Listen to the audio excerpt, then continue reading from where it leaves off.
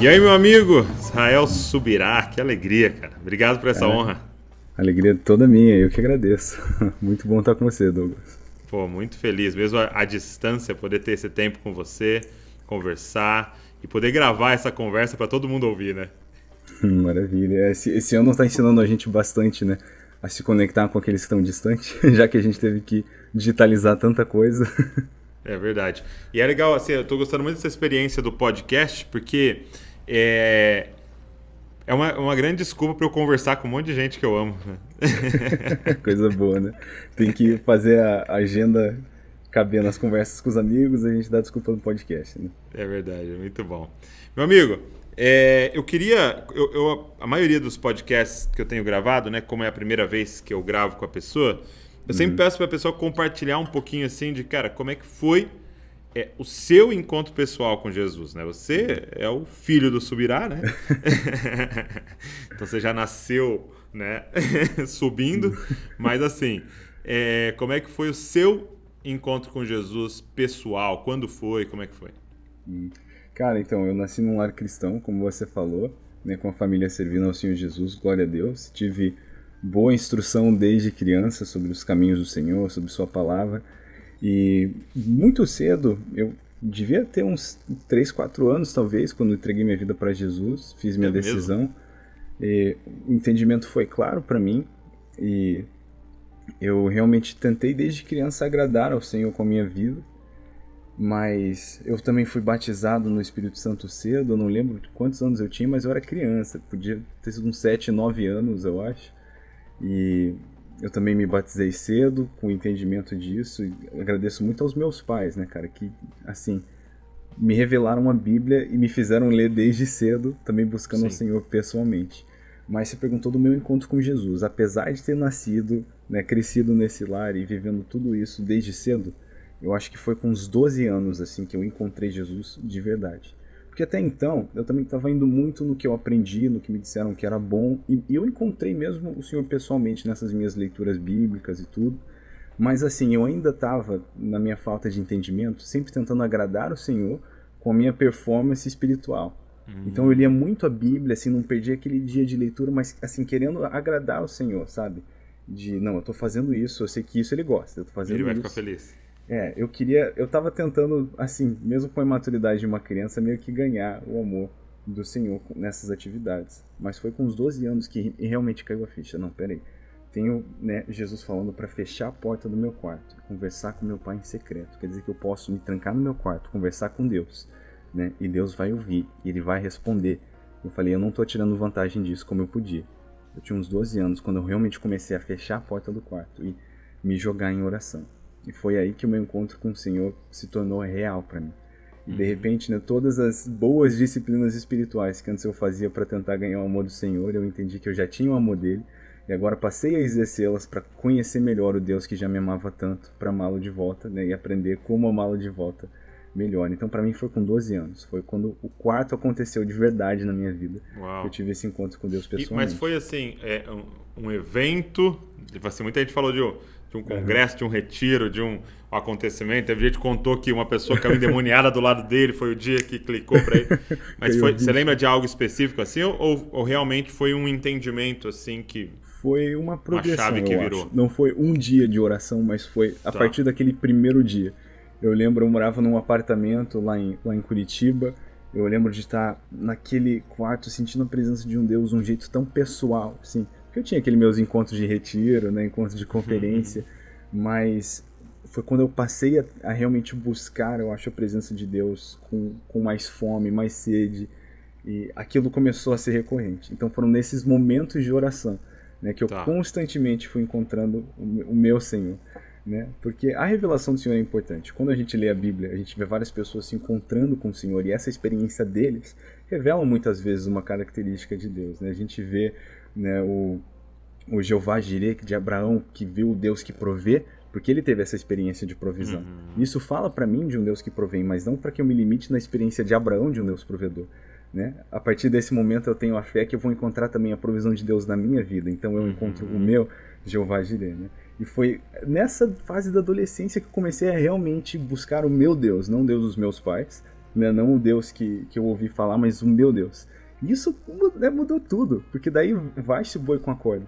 Eu imagino, com 12 anos, um adolescente descobrir o absurdo de que quando eu acordava de manhã, Deus estava no meu quarto, Deus estava em mim. Isso é algo, eu acho que é algo que a gente não pensa o suficiente. Imagina que doido. Hoje, eu e você acordamos em lugares diferentes e Deus estava no quarto. Uau. E o Espírito Santo estava conosco. O dia não podia ser mais importante do que isso. E eu descobri que quando eu me fechava naquele quarto e eu começava a orar, primeiro eu tive o entendimento de que eu era ouvido. E isso, né, muda a vida de um adolescente. Todo adolescente quer ser ouvido. De repente eu encontrei um melhor amigo que eu não precisava ter, assim, cuidado, porque ele já conhecia o que eu ia dizer antes mesmo de eu falar. Eu me senti tão conhecido. Não precisava pelo fingir Senhor. nada, né? Não precisava fingir, nem tem como, né? Eu me senti tão conhecido pelo Senhor na minha adolescência. E esse relacionamento, né, virou, desde então, o relacionamento mais importante para mim. Né? E daí começa meio que a segunda parte, né? Não só o entendimento de que eu sou ouvido, mas eu comecei a ouvir ao Senhor. Né? Eu gosto muito, algo que meu pai diz, vários pregadores dizem, né? É um entendimento bíblico, que oração não é só o lugar onde eu, né, recebo de Deus o que eu quero dele, é onde ele recebe de mim o que ele quer de mim. Então foi nesse lugar que eu comecei a encontrar, assim, a minha jornada, os passos que eu devia tomar. Mesmo tão novo, eu consegui entender melhor como eu devia estar me comportando na minha escola, como eu devia estar tratando os meus pais, né? Foi um lugar incrível, Douglas. Eu acho que todo mundo tem que encontrar esse lugar em Deus. Eu lembro de, às vezes, ficar frustrado, né, com os meus pais, assim, né? Sabe aquele negócio de filho de pastor, de não, você não, né, você não devia fazer isso e tal. E, meus amigos estão fazendo. E eu voltava para o Senhor, assim, né, e reclamar com Deus, né, meio frustrado. Eu não entendo e tal. E tantas vezes, Douglas, eu sou tão grato. O Espírito Santo me conduziu a um entendimento que eu fico pensando, cara, como que eu entendi isso? Tipo, por exemplo, teve esse dia, eu tava frustrado com os meus pais e fui falar com Deus e olha isso. O Espírito Santo me perguntou, Israel, se uma versão de você mais velho viesse do futuro e te alertasse sobre uma decisão que você quer tomar e você decidisse não escutar a sua versão mais velha, como você se sentir? Falei, nossa, eu ia ficar frustrado, porque obviamente minha versão mais velha sabe mais do que minha versão mais nova. Então se minha versão mais nova não escutasse, ia ser meio burro e tal. E eu tava pensando assim, e simplesmente caiu a ficha do que o Espírito Santo estava me dizendo. Por que não, então, confiar nos seus pais? Né? Porque quando era eu me dizendo o que eu devia fazer, eu entendi. Mas, nossa, cara, isso me ajudou tanto a obedecer primeiro e entender depois. Então, coisinhas como essa, momentos com o Espírito Santo, mudaram como eu vivia minha vida no cotidiano. Eu acho que esse é um dos poderes, né, de ter um relacionamento pessoal com Deus, que todo cristão não pode perder. Então, essa foi a minha experiência. Foi a partir dos meus 12 anos, na vida de oração, eu encontrei meu Deus.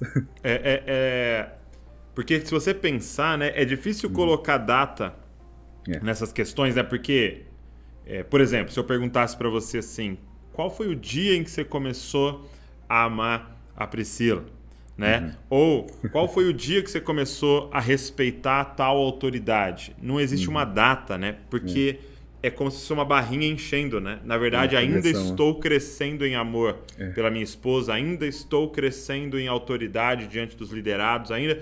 Então, é uma progressão constante, né? E que não vai ter fim, né, na verdade. E às vezes a gente pensa que vai ter fim na eternidade, mas não. Mesmo na eternidade é uma progressão em conhecê-lo e prosseguir em conhecê-lo, em amá-lo e prosseguir em amá-lo. Verdade. Então, realmente é difícil por data e é essa barrinha que vai enchendo dia após dia, né? E é esse lugar secreto, né? Essa é a vida eterna, conhecer a Cristo, né? E do mesmo jeito que a vida é eterna, se a vida eterna é conhecer a Cristo, conhecer Cristo é eterno, né? Eu gostava muito de algo que o pessoal dizia lá na Casa Internacional de Oração, né, em Kansas City, lá no IHOP.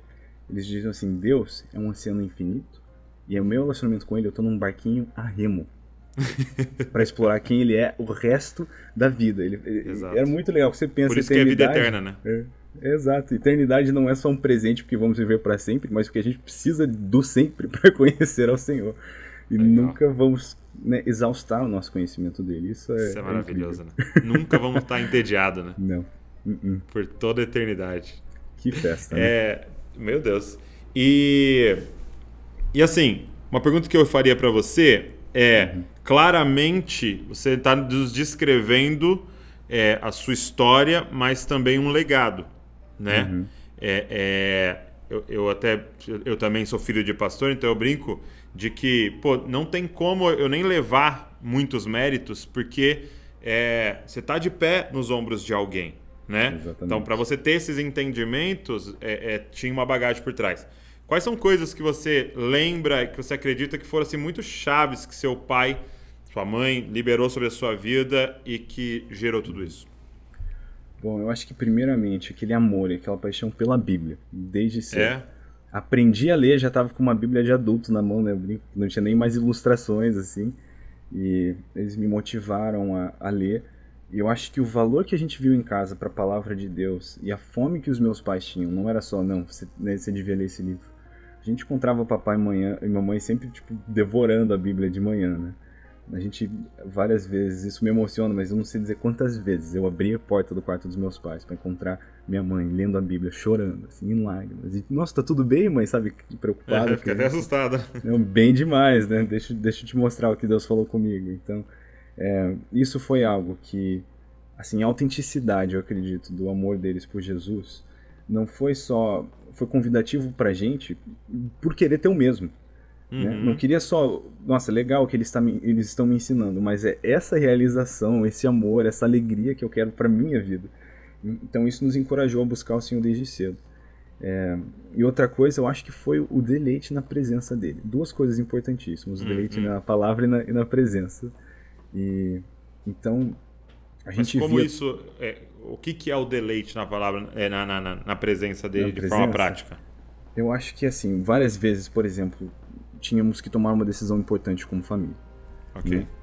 Então a gente via, né, o pai e a mãe entrando nesse lugar de oração, né, e de repente eles estão chorando, e de repente eles estão rindo, e parece que eles estão aproveitando a beça, e eles saem ainda desse lugar com uma decisão, sabe? A gente, tipo, assertiva. Mesmo com criança, eu não tinha todo esse entendimento ainda.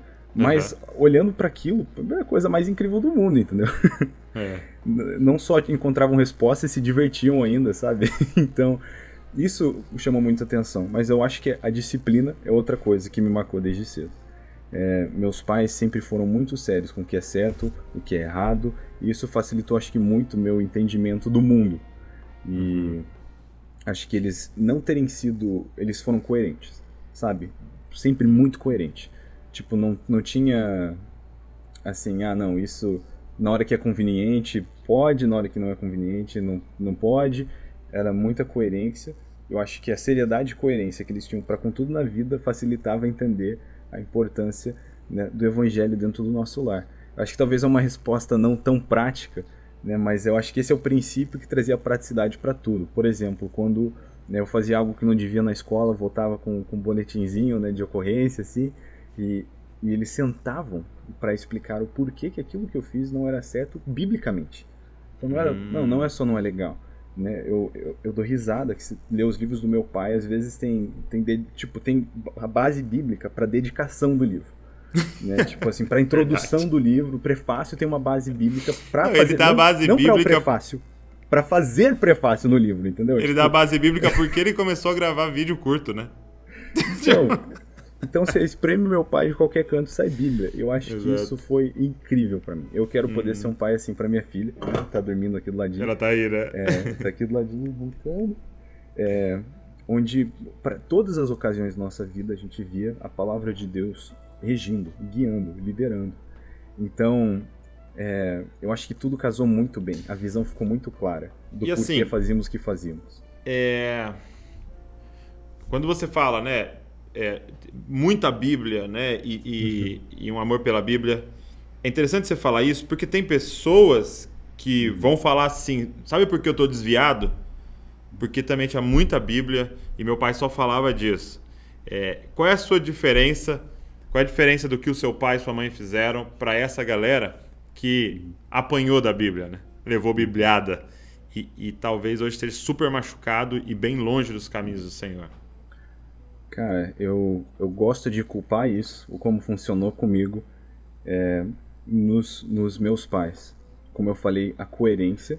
Coerência. Né? Acho que essa é a palavra, né? E a autenticidade. Então não era assim, não, porque eu não quero que você faça isso base bíblica. Ou não fazemos isso por causa do que está escrito. A gente podia se aproximar deles com muita leveza no coração para perguntar, mas por quê que não? Por que não pode? E eu acho que a sabedoria deles não foi tentar dar carteirada de não, porque a Bíblia diz que não, só, então não vai fazer, mas explicar sempre o coração por trás do princípio. Entendi. Então isso era muito esclarecedor. Isso facilitou a gente ver na nossa Bíblia, a nossa vida, a Bíblia não como um livro de regras limitando o nosso estilo de vida, mas enriquecendo o nosso estilo de vida. Uau. Porque a lógica é simples se você parar para pensar. Não é um Deus que quer, né, limitar a diversão do crente ou ser chato, é quem idealizou a vida. E ninguém entende melhor sobre como a vida deve ser vivida do que aquele que idealizou a vida. Então, esses parâmetros, essa guia, né, todos esses princípios e conselhos que a Bíblia dá estão ajudando a viver a vida verdadeira em seus parâmetros. Uau. Então eu acho que de todos isso, sabe, todas as regras, todas as confrontações, todos os encorajamentos que foram feitos por causa da Bíblia dentro de casa, a gente viu como isso enriquecia a vida. Então, eu acredito, se eu tivesse vindo, não, meu pai está falando disso, ele fala da Bíblia para não fazer isso, mas ele vive desse jeito, com certeza ia ter ficado frustrado. Uma incoerência, mas não foi o caso que eu tive dentro de casa. Eu vi um homem que reverenciava esse livro, uma mulher que reverenciava esse livro e realmente levavam ele a sério. E não faziam isso com peso no coração, mas com leveza, com paixão. E isso despertou meu interesse e curiosidade nesse livro. Estou até aqui hoje estudando teologia, literatura bíblica é o meu major na faculdade. Que legal. Porque esse livro me cativou para sempre, cara. Foi-se o boi essa corda, dúvida. mas tudo isso começou. Né? Eu acredito que com autenticidade, coerência, o estilo de vida verdadeiro dos meus pais. Mas você falou uma coisa que é muito chave, né? Eu acho que essas pessoas que se machucaram, algo que elas pegaram no ar eu estou usando base bíblica para te fazer a minha vontade. Eu não quero isso, então eu uso a Bíblia e faço você fazer a minha vontade e não eu sou submisso junto com você à Bíblia, né? Eu acho que isso é uma grande diferença, isso é muito legal.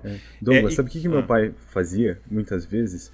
Naquele momento de correção, às vezes ele ficava, né, engrossava a voz, a coisa ficava mais séria e depois ele vinha, ele pedia perdão, ele mostrava o porquê a Bíblia estava contra aquilo que ele fez naquele momento. Então ele pedia perdão pra gente. E a gente, então entende que eu tô falando da coerência, não era, não, pra mim, porque eu sou filho e eu tenho que obedecer. É o que rege a família. Né? Você falou antes, né, o pessoal diz muito, não, filho do Luciano, e sempre perguntam, né, nossa, você sente muita pressão por ser filho de pastor, por ser filho de Subirá? E sinceramente não, porque em casa a gente aprendeu que a gente era filho de Deus, e a pressão de ser um filho de Deus é muito mais alta do que de ser filho do pastor. Então, as coisas que a gente aprendeu a fazer não era porque éramos a família do pastor, mas uma família que amava e servia a Jesus. Então a coerência estava muito simples, não era para nossa família, entendeu? Era tipo assim, por seguirmos a Jesus. Sim, então isso foi muito claro. E quando é que despertou para você o interesse ou um chamado para o ministério, né? Você falou que você está fazendo teologia, eu sei que você está trabalhando numa igreja, até a última vez que eu tinha falado com você está trabalhando numa igreja aí, servindo aí nos Estados Unidos. Onde que você está morando hoje? Hoje a gente mora em Tulsa, em Oklahoma, então é bem meio do nada, mas é a parte centro-sul assim, dos Estados Unidos. É aquela cidade que o Chandler é mandado... A cidade do Friends. Sabe, que ele tá traumatizado porque ele vai ter que ir pra aquela cidade. Ele vai ter que ir pra Tulsa. É aí. Minha cidade. Meu Deus. E quando é que foi que despertou para você essa questão do ministério, né? Você sempre teve essa vontade de se envolver no ministério? Você teve outros sonhos em algum momento? Como é que foi para você? Então eu tive outros sonhos. E foi, como eu falei, na minha vida de oração, que eu encontrei na minha adolescência, a partir dos meus 12, que eu comecei a encontrar, né, que a vontade de Deus não estava indo para o mesmo lugar do que eu estava pensando, sonhando para minha vida. Então foi um momento de renúncia. Com 13 anos, eu tinha o meu planinho. Eu tinha alguns sonhos. Eu tinha uma vontade de vir estudar nos Estados Unidos, mas o que eu sonhava era estudar tipo design gráfico. Assim. Eu sempre gostei de ilustrações, animações. Eu fazia minhas animações com bonequinhos de palito, assim. E eu sempre gostei muito de desenvolvimento digital. Então eu tinha muito interesse, assim. Eu era criança que assistia mais o por trás das cenas do desenho do que o desenho, sabe? Eu lembro que eu via lá do Nemo, tinha o pessoal na Pixar mostrando as artes de conceito e o processo de animação. Eu ficava assistindo, Fascinado. sempre achei muito legal. Então eu tinha esse plano, e com 13 anos eu senti o Senhor me convidando a entregar aquilo para Ele. E é engraçado, 13 anos e achar que você tem sua vida planejada, mas eu achava que eu tinha meu plano, meu projeto. Sabia o que ia ser. E eu entreguei aquilo para o Senhor, e eu lembro, 13 anos, ter feito oração: Senhor, eu não sei o que você tem para mim, então. Mas seja lá o que for, eu quero a sua vontade, não os meus planos, eu quero viver a sua vontade para mim. E minha oração foi pedir: por favor, Senhor, me ajuda a entender para onde o Senhor quer me levar.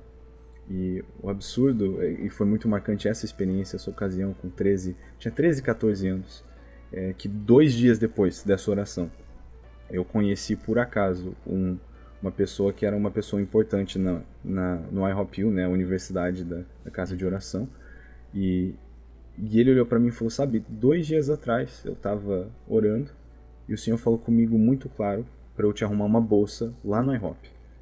E eu então tinha 14 anos, eu fiquei tipo, uau, eu comecei a sonhar com aquilo e orando, né, Senhor, se é essa a sua vontade, continua confirmando isso para mim. E conforme os anos foram passando, foi cada vez se tornando mais claro, né? Eu já era apaixonado pelo ministério pastoral, por pregar as boas novas, né?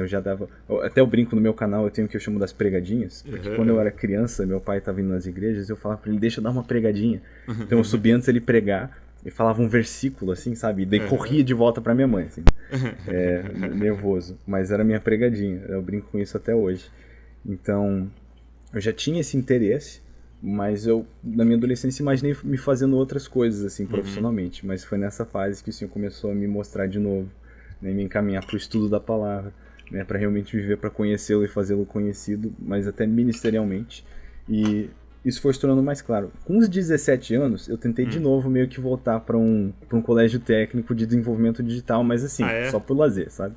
Entendi. E o dia que eu tava saindo de casa pra fazer a prova, eu tava tipo saindo de casa às 5 da manhã, assim, pegar o busão e lá fazer a prova, porque tinha um processo seletivo, meu pai acordou e ele tinha acabado de voltar de viagem, tipo, ele chegou em casa às 3, então não era pra ele estar acordado às 5. Ele acordou, ele veio falar comigo e falou assim: você não vai.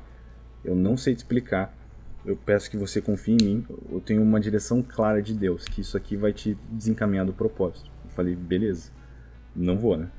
Então, e foi exatamente naquele momento que eu encontrei, assim, a minha paixão, né, por pregar, por pastorear. Quando eu digo pastorear, eu gosto que uma das definições, né, Jesus diz: eu sou o bom pastor.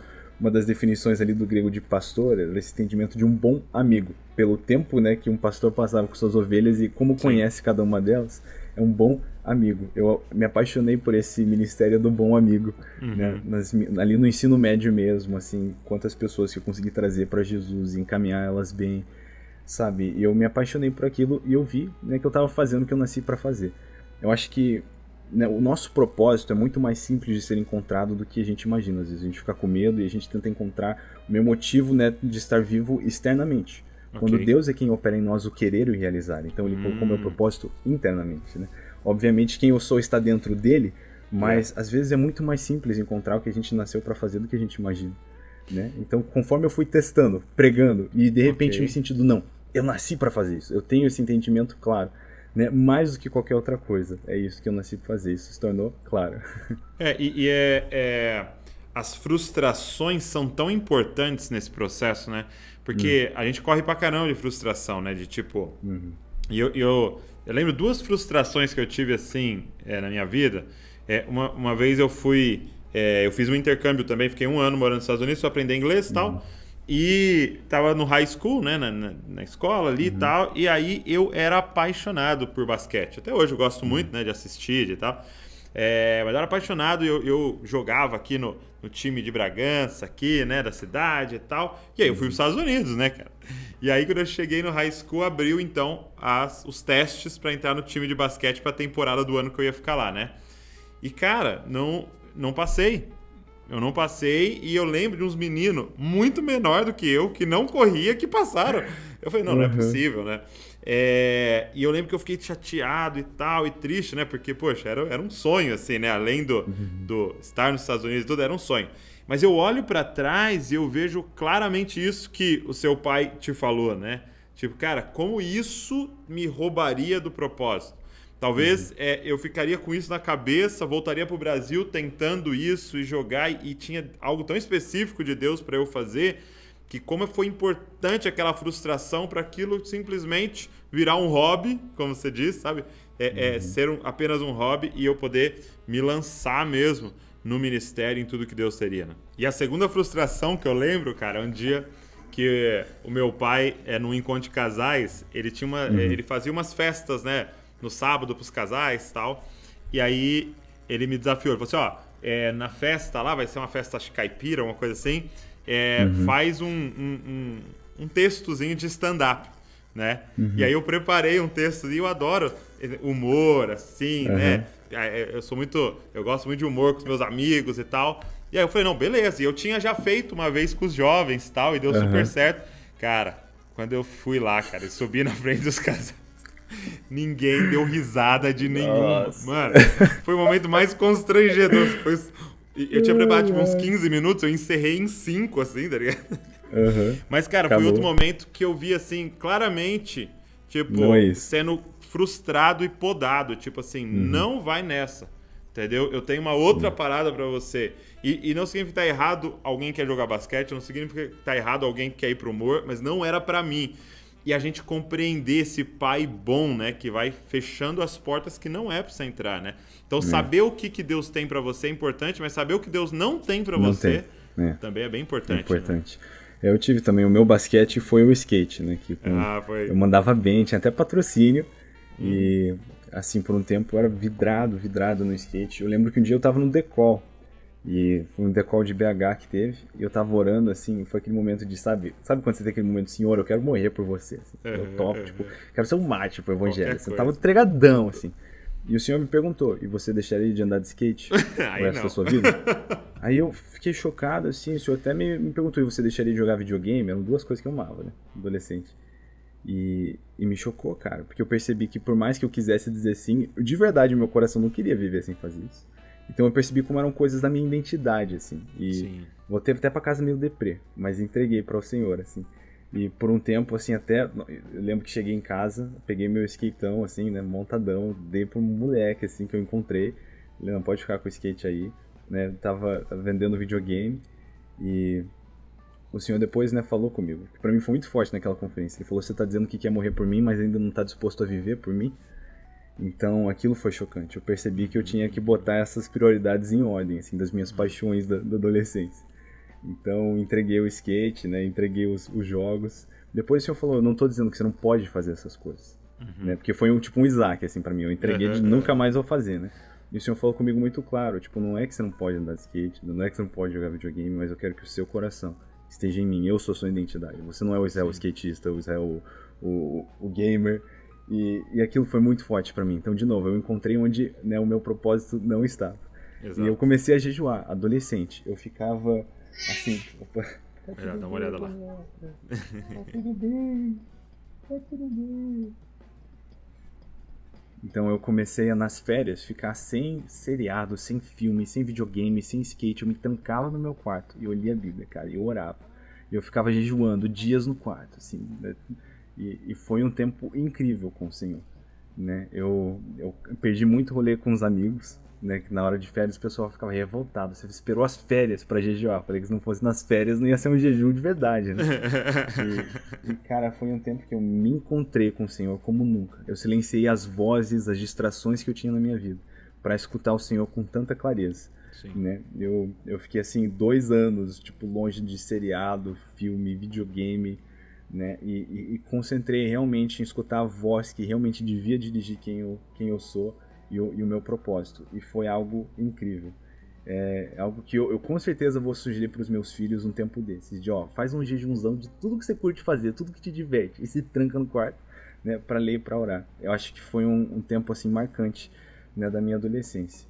E outra coisa foi realmente encontrar aquela alegria, né? Que você falou, tem ao mesmo tempo que tem a frustração do que não nascemos para fazer, tem uma alegria no que nós nascemos para fazer. E eu sempre digo, eu acho que é importante conhecer, tem 3 coisas. Que quando eu faço, eu me sinto, eu nasci para isso. A alegria é inexplicável. Então, quando eu prego, né? Seja num púlpito ou numa conversa, e lançar aquela sementinha, né, eu sei que essa pessoa agora está um pouquinho mais perto de Jesus, né? Nem que seja um pouquinho mais perto, sabe? Que a vida dela vai mudar pelo menos um pouquinho para o melhor, para mais perto de Jesus. Cara, o sentimento é maravilhoso.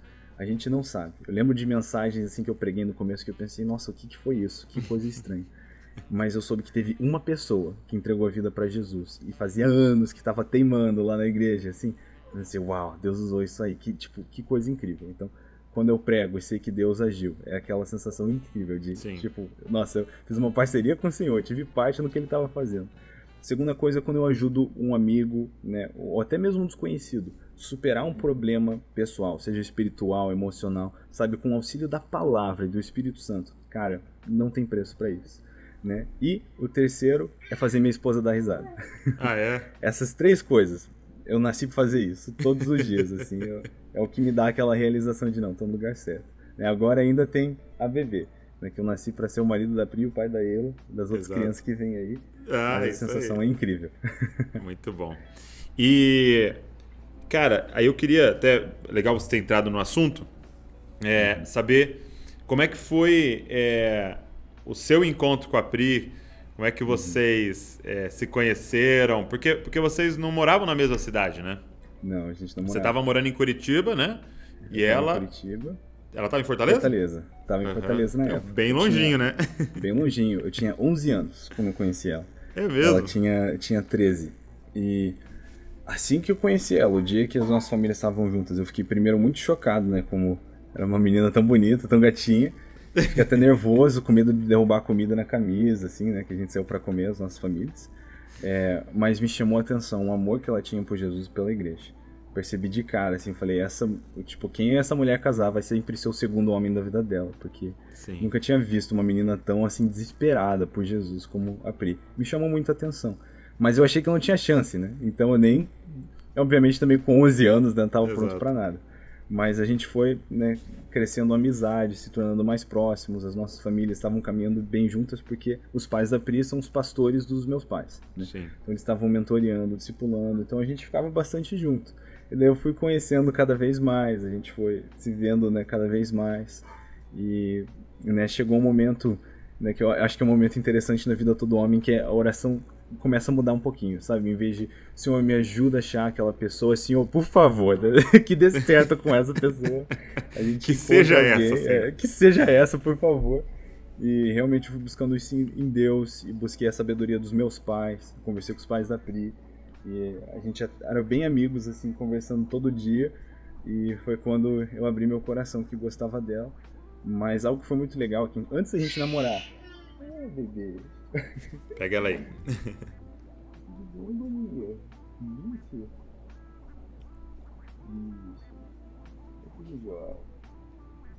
Mas antes da gente estar namorando, a gente teve várias vezes que a gente estava pregando na mesma conferência. Então eu comecei a pregar com uns 15 anos mais ou menos, e teve várias vezes que a gente estava no mesmo lugar, assim, por coincidência.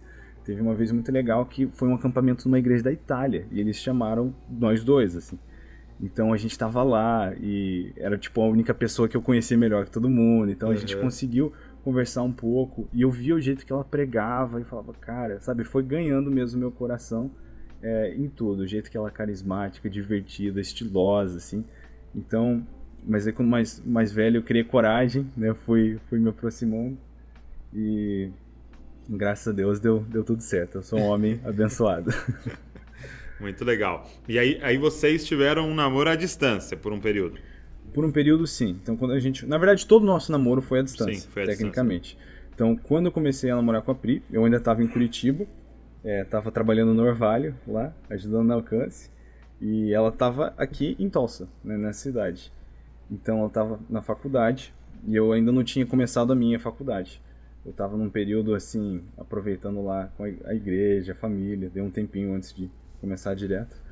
E quando eu me mudei pra cá, eu me mudei pra Kansas City, né? 4 horas e pouquinho daqui de Tulsa. Então a gente ainda tava à distância. Eu tava lá no IHOP, ela no RU, mas a gente dirigia de vez em quando, né? Tipo, quase todo final de semana pra se ver. Então foi menos distância, mas ainda, tipo, a gente se via uma vez por semana, entendeu? Se desse, né? Porque várias semanas não dava com a correria. Então... foi um namoro à distância em todo o seu período, mas a gente conversava muito tempo no telefone e foi, assim, é desafiador, mas foi bom. Foi um ótimo namoro à distância.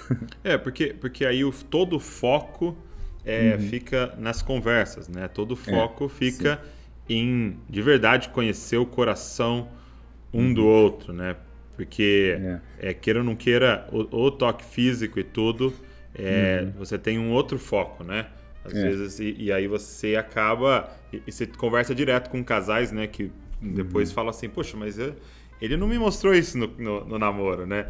E, na verdade, provavelmente mostrou e você não prestou atenção, né? Eu sou um grande advogado, né? Eu defendo a escolha de, tipo, não tem coisa melhor do que casar com seu melhor amigo, sua melhor amiga. Né? A maioria dos relacionamentos não falham por questões de toque físico, por causa da vida sexual, nada desses aspectos, é por causa da amizade. Exato. Né? Então, eu acho que desenvolver e conhecer isso antes de tornar o relacionamento romântico é tão importante. Então, a gente teve a nossa amizade crescendo muito, essa progressão com Jesus no centro, o que foi ótimo. O cachorro chegou e deitou do lado da bebê. Família feliz. Família feliz. Mas foi aquela progressão, assim, sabe? De amizade vai crescendo e foi muito legal. Eu lembro nas nossas visitas, assim, quando a gente se visitava um na cidade do outro, era sempre uma visita de algumas horas, né? Porque eu voltava para dormir já na faculdade, assim. Então, a gente se via, era ótimo, mas eu lembro indo e orando, né? Senhor, nos ajuda nesse momento, assim. A gente quer que você seja o centro desse relacionamento, sempre. Então, mesmo esse tempo que a gente vai ter para conversar, tipo, nos conduz, sabe? A gente colocou o Senhor no centro do nosso relacionamento e foi a melhor decisão que a gente fez. Melhor decisão. Né? De novo, a nossa identidade está no Senhor. Quem eu sou está nele, né? Não em mim. Quando eu deixo ele ser o centro da minha vida, eu estou vivendo a vida como eu devia viver. Ele não é só quem criou todas as coisas e tudo subsiste nele. Tudo tem seu sentido nele. Se ele é quem criou, quem sustém, né? Quem eu sou de verdade está nele. Então, isso é algo interessante. A gente deixa o Senhor ser o centro da nossa vida e relacionamento, tudo muda. Então, nosso relacionamento, assim, foi maravilhoso. Teve seus desafios, como todo relacionamento tem. Né? Mas cada desafio, cada obstáculo que apareceu no nosso namoro, eu acho que só permitiu que a gente se amasse mais. Que a gente se visse, não, a gente superou essa junto, vamos superar a próxima junto, entendeu? Muito então, legal. Foi demais. Foi muito auxílio do Espírito Santo. E agora, né? Quanto tempo aí ela tá? Aí ela tem 1 mês e meio. 1 mês e 18 dias. 1 mês e 18 dias.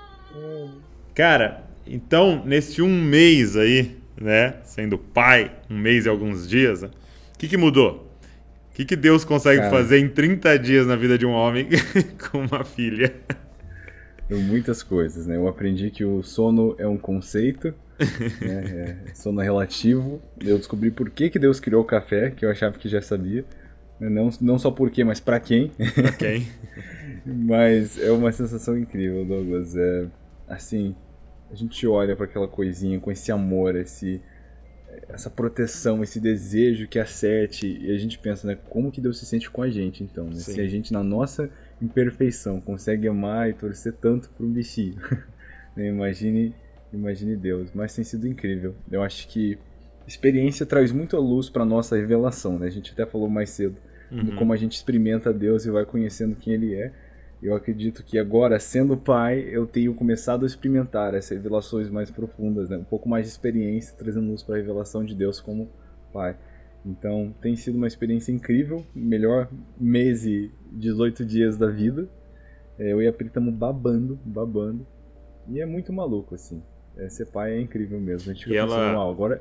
E ela é tranquilinha, assim, ou acorda muito? Cara, tá tranquilinha. No começo, assim, não dormia, mas a mãe da Pri tava aqui, ajudou muito a gente.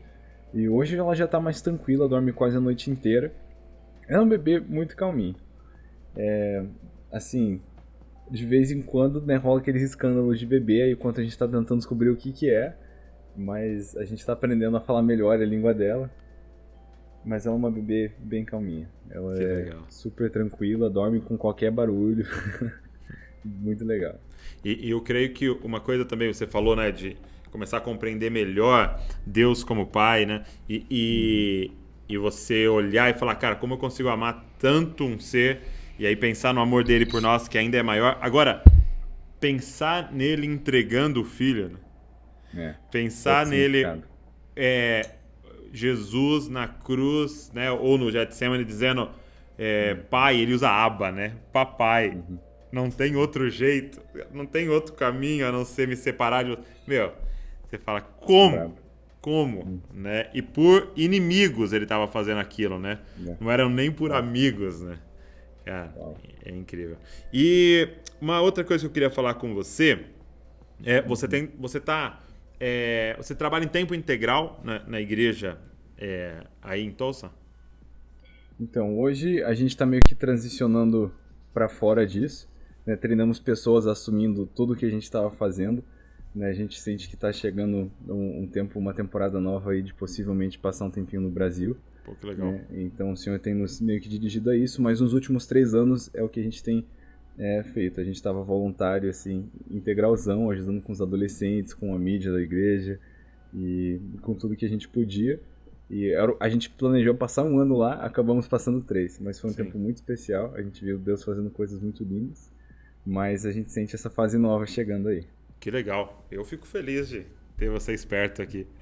Mas Isso o não que é hora. eu queria te perguntar é porque assim, quando a Uhum. gente olha para os Estados Unidos, né, e a gente tem uma ideia da igreja dos Estados Unidos, mas eu Uhum. acredito que é uma ideia bem falsa, porque acaba sendo a ideia que a gente tem é pelo IHOP, pela Bethel, pela É. Elevation, né, pela Uhum. Hillsong. Então a gente olha essas igrejas e fala, a igreja dos Estados Unidos é de tal jeito, né? Como é que você, dentro de uma igreja, vamos dizer assim, uma igreja comum, né? Nos Uhum. Estados Unidos não é uma igreja de exposição e tal. Qual é a diferença da igreja dos Estados Unidos e como é que é liderar aí? Quais são os desafios? Cara, eu acho que um dos desafios, talvez o maior que a gente lide, que assim, a gente está no Oklahoma. Eles chamam o Oklahoma da fivela do cinturão bíblico. Quer dizer, o evangelho alcançou muito profundamente tantos grandes homens de Deus saindo daqui Sim, do verdade. Oklahoma. Você tem o Reagan, o Dave Robertson, o Oral Roberts, né? Tantos assim, ministérios incríveis. Foi um mover de fé muito forte no passado. Então, assim, a gente dirige aqui na rua de casa, você passa por 16, 22 igrejas na mesma rua. Você tá brincando. É muita igreja, a gente fica tipo, uau. Só que o que a gente sente muito, por exemplo, a gente trabalha muito com adolescentes.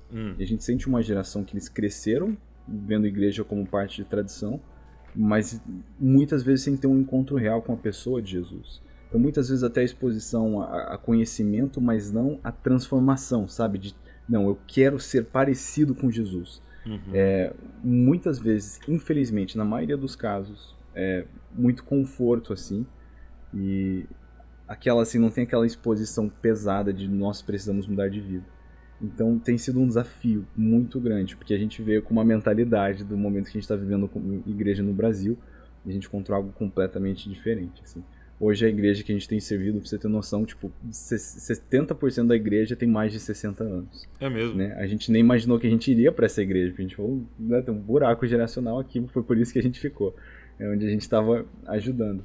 Mas a gente sentiu muito isso, que essa geração mais nova está muito acostumado, né, com igreja, mas muitas vezes sem conhecimento. A gente encontrou gente indo há 12 anos na igreja e o cara imaginava que reencarnação era uma ideia bíblica. Meu Né? Deus. A gente conheceu outro de 14 que já estava indo à igreja com uns 8 anos, que achava que com certeza a gente virava anjo quando a gente morria. E a gente foi vendo umas ideias assim, então o desafio que a gente está vendo é quando você está num estado onde parece que você ainda tem que converter o crente, entendeu?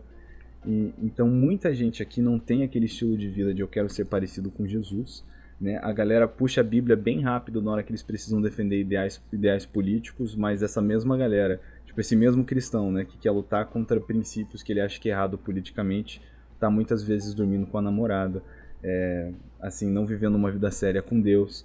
Então é muito triste, cara, muito triste.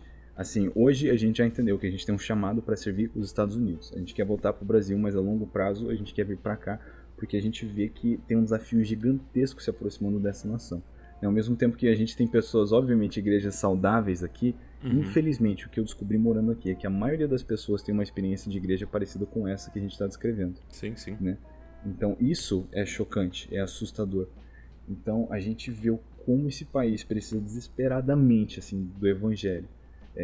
Começando com a igreja, sabe? Muito, muito triste ver, né, um estado como Oklahoma, onde, né, já pegou tanto fogo, como hoje, né, isso tem esfriado. Então, obviamente, existem igrejas na cidade que fazem um projeto fantástico, né? E mesmo a nossa igreja tem projetos muito legais, mas a gente sente, assim, falando como um todo. Como um todo, né? E eu não digo isso só como hoje um brasileiro, né, missionário servindo nos Estados Unidos, como um americano, né? Eu digo isso, que a gente como igreja aqui nos Estados Unidos precisa muito acordar para essa realidade de ser parecido com Jesus. Ontem, eu que até estava acordado de madrugada, tive uma conversa com um pastor de uma igreja massa aqui. Ele estava falando que faz 20 anos que a gente cita as mesmas estatísticas aqui dos Estados Unidos, que 96% das pessoas que desistem da fé fazem isso com a idade de 18 anos. Quer dizer, o cara saiu de casa, foi tocado fora de casa, ele já não segue mais o Deus dos pais deles. Então a gente está falando da importância do ministério com adolescentes, né, de realmente expor não só conhecimento, né, e falar de conhecimento bíblico e música bonita, e estrutura fantástica, mas de expor às pessoas a mensagem não confortável do Evangelho, de que a minha vida não pertence mais para mim e eu preciso ser parecido com Cristo, né, eu preciso ter uma vida diferente. A gente estava falando disso. Então é uma estatística chocante. A maioria das pessoas abandonam a fé aqui com 18 anos, porque agora eles vão para a faculdade, eles chegam nessa loucura do mundo e não caminham na fé dos pais.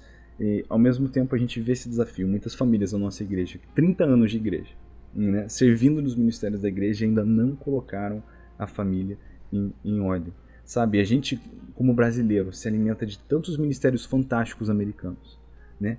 E às vezes a gente vê o povo aqui não conhece, todos os gringos que a gente conhece tá indo escutar.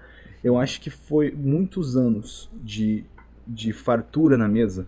Exato. Sabe? E parece que a fome e o interesse tem filhos mimados, diminuindo. Né? Filhos mimados. Então, né, com essa fartura toda que a gente está orando, é um tempo de fome, sabe, para a igreja aqui dos Estados Unidos. Eu acho tão importante como igreja brasileira a gente olhar para todo esse cenário, porque se não fizermos nada e deixar rolar no automático, é o que vai acontecer com a gente. Entendeu? Porque o que eu percebo é essa estratégia satânica eu quero criar um povo anticristão. Odeia a Deus, tal. Beleza. Quando você pega um país como os Estados Unidos, não dá, porque está enraizado na cultura dos caras, Jesus e Deus e tal. Da constituição dos caras está aquilo. Então, a estratégia é você ser familiarizado. Então, se eu não consigo que você seja como os romanos, que odeie a Jesus, então você vai se ficar familiarizado. E é muito chocante aquela passagem que diz que Jesus estava na terra dele e não pôde fazer muitos milagres. Por quê? Por familiaridade. Mas não é ele, filho do José, que as irmãs dele não estão aqui. Então você vê que a familiaridade é como se ela criasse uma barreira para Jesus atuar na vida dos caras, né? Porque é diferente de intimidade. E eu percebo isso começando a dar as caras do Brasil, né? Porque nós já temos agora os nossos filhos nascendo nesse contexto, né? De ouvir de Jesus o tempo todo, Bíblia virar uma coisa bem comum e de repente você fica familiarizado. Porque o diabo não tem problema em que você ame a Deus, né? Ele tem problema de você amar a Deus acima de todas as coisas. Então você vai chegar para alguém e falar, cara, você ama Jesus? Amo, entendeu? Agora, você ama Jesus mais do que tal, aí não. Né? E aí eu acho que esse é o grande ponto de um reavivamento, né? Do revival que eles tanto falam, né? Com certeza. E é assim, aquela estratégia diabólica, porque mais perigoso do que um copo de veneno, que diz veneno, né? Tem a caveirinha, é um copo é um todinho envenenado, é um copo de refrigerante envenenado. Sim. Então, uma igreja comprometida, né, que não vive um evangelho verdadeiro, é tão ruim como não igreja. É tão horrível como a estratégia que você falou do anti-cristianismo, né, talvez mais perigoso é essa do sub-cristianismo. Uau. Onde nós somos desarmados, inefetivados para cumprir o nosso chamado, comissão como igreja, né, por questão das aparências, e é o que a gente vê aqui, cara. Assim, se você presta atenção em qualquer filme, qualquer seriado recentemente, você pode perceber muito sutil a mensagem, né, da vilanização do fanaticismo religioso. Sim, total. E que, né, mas aparece um mocinho que é cristão, mas que diz, não, Deus com certeza tá ok com isso. Então a gente vê, cara, como isso tem sido assim, alimentado na cultura daqui. Então hoje, a sensação, tipo, de verdade, assim, que a gente já tem aqui, e pensa, isso aqui é um estado da fivela do cinturão bíblico. Então imagina nos estados ainda um pouco mais já afastados, né, dessas realidades, que o cristão bonzinho, é aquele cristão passivo. Entendi. E não pode você Não incomoda viver a ninguém. sua vida como você quiser. Não tem problema. Deus com certeza está ok com isso. É o subcristianismo, né? E bom, o evangelho pode ser qualquer coisa menos meio importante, né? Sim. Ou completamente importante, Ou nada. completamente falso, mas não pode ser meio importante. Eu gosto que, se eu não me engano, é o C.S. Lewis que diz, né, que Cristo era ou o Filho de Deus, ou um mentiroso, ou um louco fanático. Um fanático. Lunático. Lunático, Então, é uma dessas coisas, porque ou ele sabia, entendia que era o Filho de Deus e falou a verdade, ou ele mentiu, sabendo que não era, ou ele achava que era e não era. Nós sabemos a resposta, mas o pessoal escolhe o que Jesus falou, o que quer acatar, o que não quer, já começa a quebrar tudo. Então, assim... E eu acho que uma coisa que a gente tá herdando dos Estados Unidos, que a gente tem que tomar um cuidado muito grande, é que nós estamos tornando cada vez melhores em criar uma estrutura de igreja especialista em receber pessoas, né? Então, assim, o que eu percebo é que a gente tem um ministério de adolescente estruturado, aí a gente quer um ministério infantil estruturado, aí a gente quer um louvor incrível e um cenário muito legal e tal. E aí o cara vai no domingo e ele fica assim, uau, que coisa maravilhosa, tal.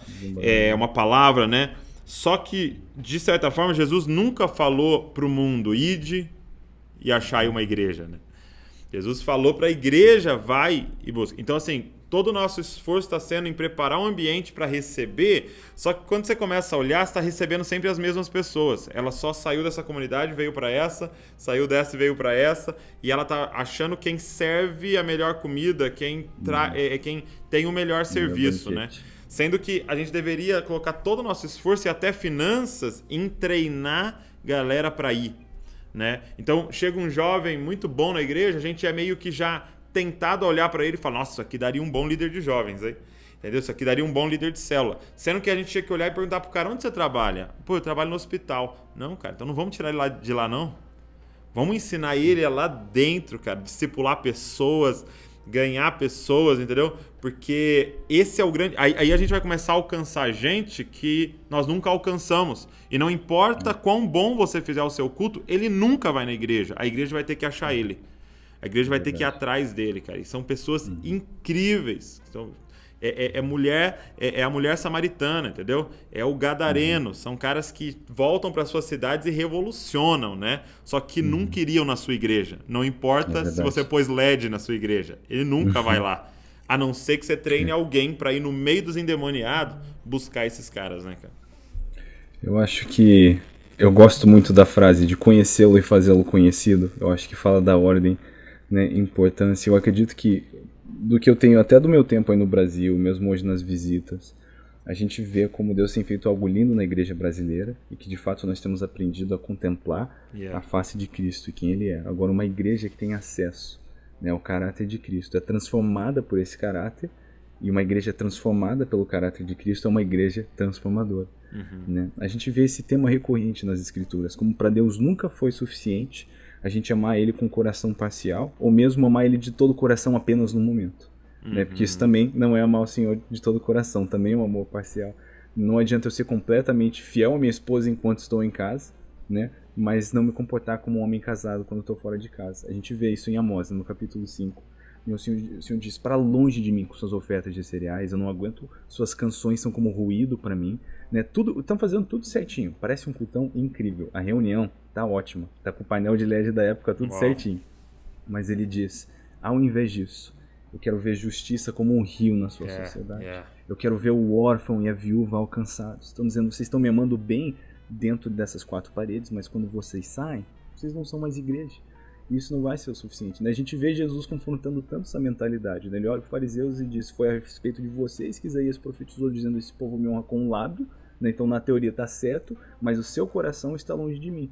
Porque a mensagem de boa nova e esperança que Deus tentou entregar para aquele povo, eles usaram para construir umas paredes, onde aqui nós somos um pouquinho melhor de quem não está aqui ainda, né? Então, que eles venham para cá e se forem aceitos, né? Então, cara, se cumprir os requisitos. É algo que a gente tem lutado, né? Desde que a igreja foi estabelecida ali por Jesus. Então, é tão importante que a gente entenda, né? Que o nosso papel é isso que você está dizendo, de ser a igreja lá fora. Missional, é o ID, né? É uma igreja missional. Então, Claro que tudo isso que a gente tem vivenciado como igreja, de realmente se aprofundar, cara. Sim. Sim, ó, eu digo isso, o pessoal às vezes surta, né? Porque a grama do vizinho é sempre mais verde, né? Mas quando eu vim pra cá, a minha maior crise foi sentir saudades dos meus cultos de domingo do Brasil, Sem cara. dúvida, sem dúvida. Foi assim, foi aquela sofrência do que eu vivia, e não falando culturalmente, né?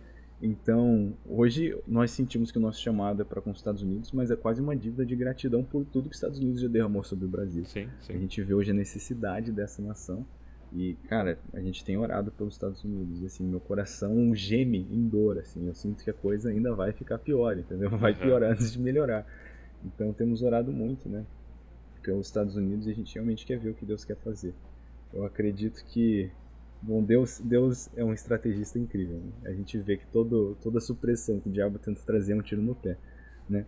Jesus comissionou seus discípulos, eles estavam em Jerusalém, foram cheios do Espírito Santo, e daí começam a espalhar a mensagem ali como nunca em Jerusalém, e começa a perseguição, né? O diabo quer silenciar aquilo tudo. Sem querer foi o primeiro agente missionário, que agora o pessoal saiu de Jerusalém e começou a espalhar o negócio. Então eu acredito também que esse momento onde o mundo parece tão, sabe, escuro, tenebroso, sem esperança, né, é uma oportunidade para o Evangelho e as boas novas do nosso Senhor Jesus brilharem como nunca. Então eu acredito que a gente vai ver coisas malucas nos próximos dias. Mas Amém. assim, muita oração pelos Estados Unidos. Até pela posição, assim, que não tem como negar de ditar tanta cultura que vem daqui, né? Sim. Eu acho que é importante que esse avivamento aconteça. E a gente possa ser essa igreja transformadora na sociedade, tanto no Brasil como aqui nos Estados Unidos. É o que o pessoal precisa. Todo mundo aqui cresceu indo para a igreja, quase. É um absurdo. Todo mundo conhece a igreja Quatro Paredes.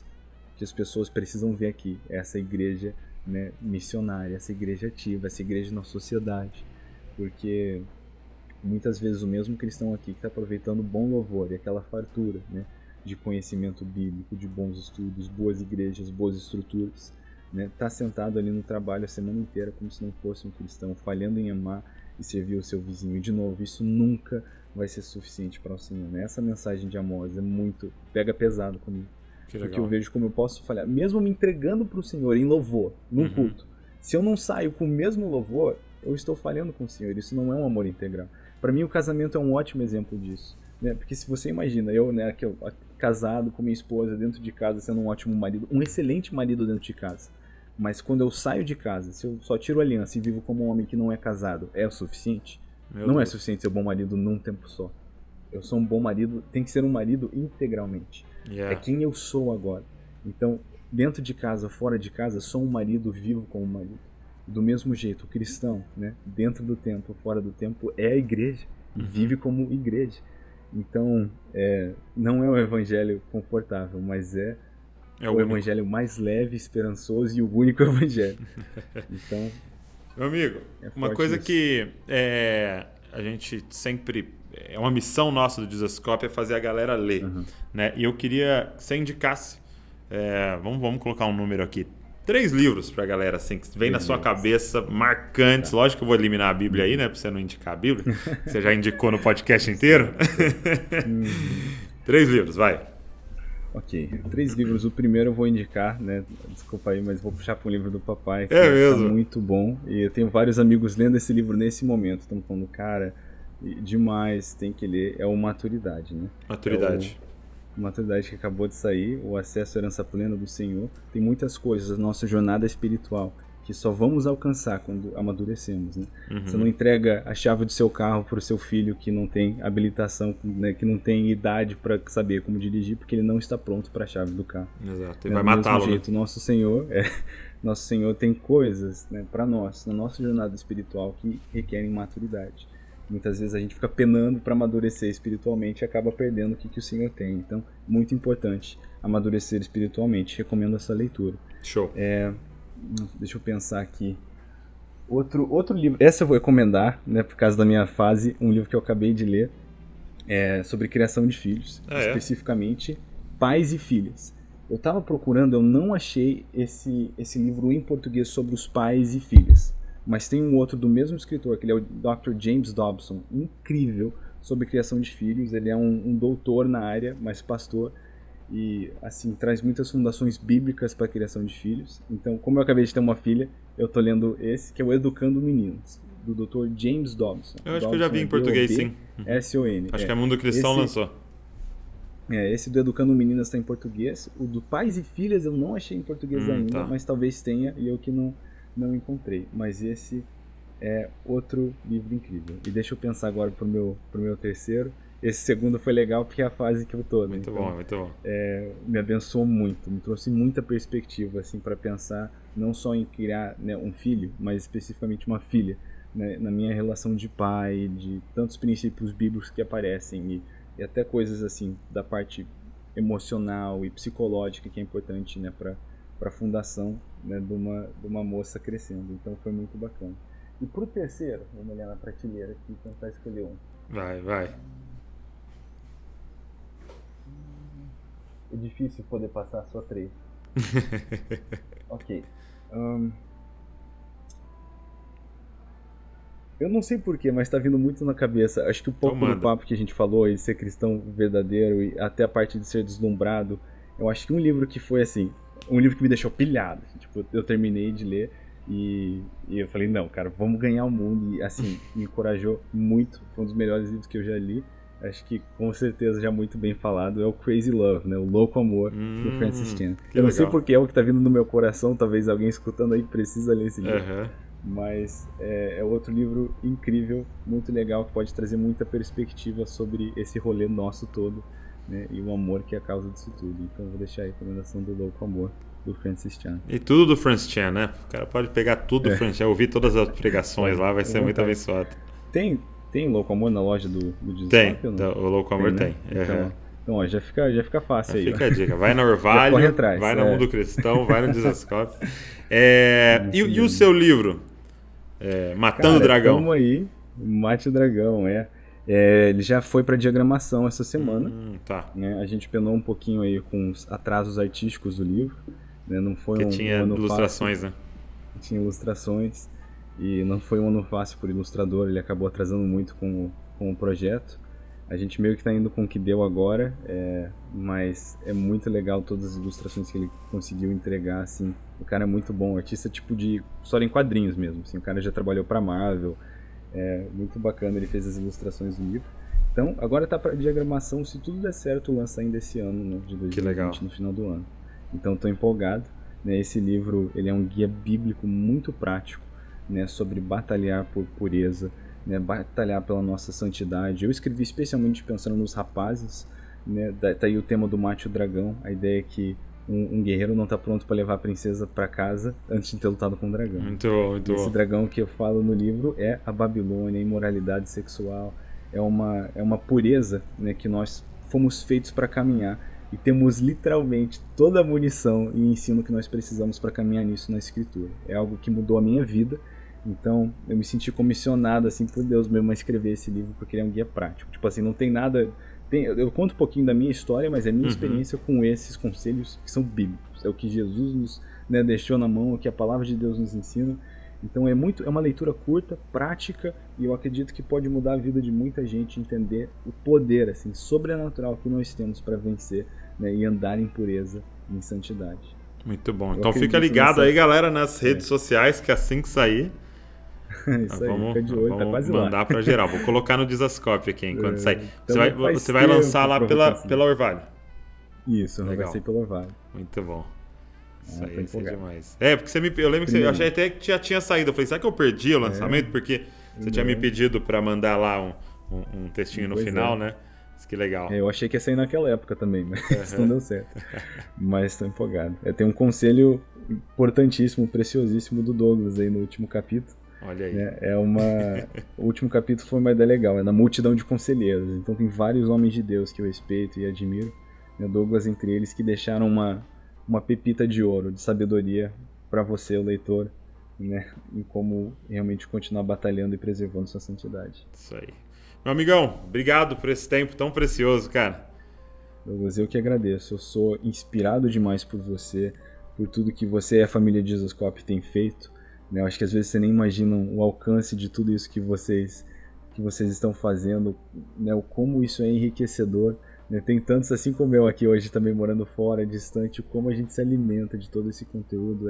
demais. Eu também não sei dizer quantas conversas eu tenho, às vezes, com amigos, discípulos, ou mesmo pessoas que a gente tem ganhado para o Senhor, que trazem perguntas, assim, e a gente diz assim, ó, assiste esse vídeo aqui, ó, tudo que você precisa entender, e mandamos um vídeo do Jesus Cop. Então eu sou gratíssimo a Deus por tudo que você tem feito, eu te admiro, te respeito muito como líder, como pastor, e sou fã demais, fico feliz de poder gastar um tempo com você sempre. Obrigado pelo que você tem feito, sua família, né? Eu e a Pri, a gente admira demais você e a Val, e vocês são inspirações para nós, cara, de verdade. Poxa, mano, muito obrigado.